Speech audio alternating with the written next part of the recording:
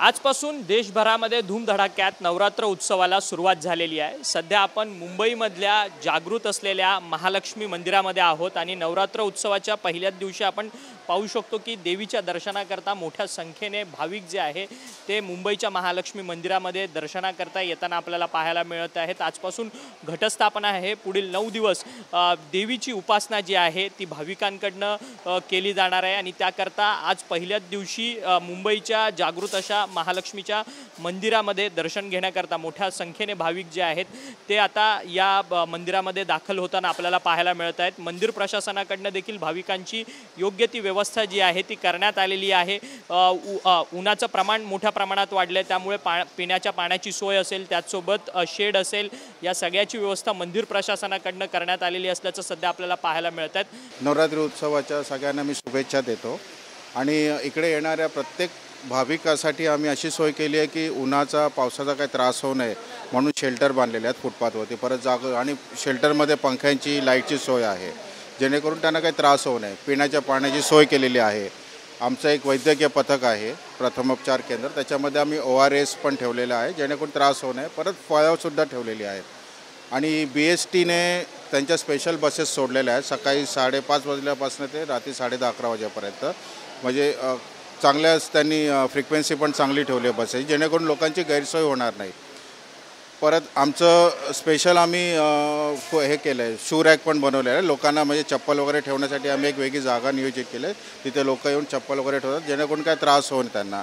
आणि परत पोलीस आणि BMC यांची आम्हाला फार मोठ्या प्रमाणे त्यांची मदत होते। आणि परत आमचे पण काही सेवेकरी स्वयंसेवक असतात, अनिरुद्ध बापूंचे पण स्वयंसेवक असतात, कंटिन्यूज असतात जेणेकरून लोकांना व्यवस्थितपणे मार्गदर्शन करतात आणि प्रत्येक भाविकाला चांगल्या पद्धतीने दर्शन व्हावं आईचं, ही आमची म्हणजे आमचा सर्वतोपरी प्रयत्न असतो। गर्दीचं नियोजन कशा पद्धतीने नियोजन करण्यासाठी आमचे स्वयंसेवक असतात आणि ते आणि CCTV पण आमच्याकडे आहे जेणेकरून आम्ही आणि आमचं PA सिस्टीम ठेवली आहे, त्याच्यावरून आम्ही वारंवार सूचना देऊन ते गर्दीचं नियोजन आम्ही करत असतो। आणि पोलिसांचे परत सेवेकरी आहेत आमचे, ते सगळे व्यवस्थितपणे पद्धतशीरपणे, आणि महिला आणि पुरुषांची रांग वेगळी असल्याकारणाने त्याप्रमाणे आमचं नियोजन केलं जातं।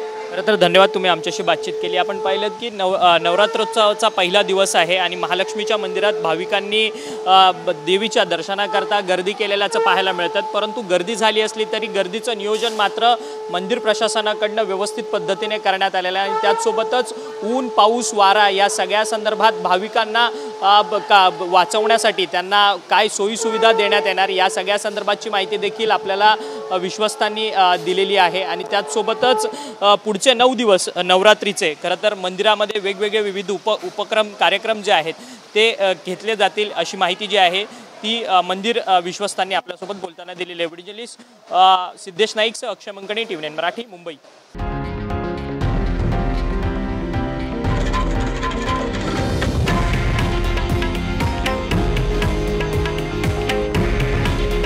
हे आहे देशातील नंबर 1 न्यूज नेटवर्क आणि आपण पाहत आहात TV9 मराठी। काळजी तुमची, हित महाराष्ट्राचं।